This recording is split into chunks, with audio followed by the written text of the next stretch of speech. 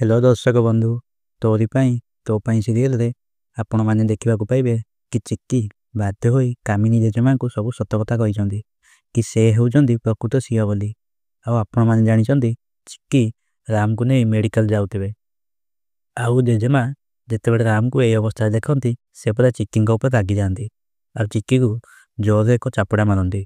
आ कहती तू कौन भावुचु मु ते चिन्ह पारिनी, तू जिते दूर थे भी मु ते ठीक चिन्ह पारि। आ मो राम एमती अवस्था तू ही दायी, मुझे जमा माफ करी। एमती बहुत किसी गाड़ी करी चिक्की को मेडिकल बाहर करने को चेष्टा करते। आउ चिक्की कहे आई रही जाओ मु ही तुम सिया। और एमती कथा शुणी घर सब लोग आश्चर्य हो जाती। आउ से सब सत कथा कहती कि केमिति से रही घर लोक ठकी आउ से ही हूँ प्रकृत सिया बोली।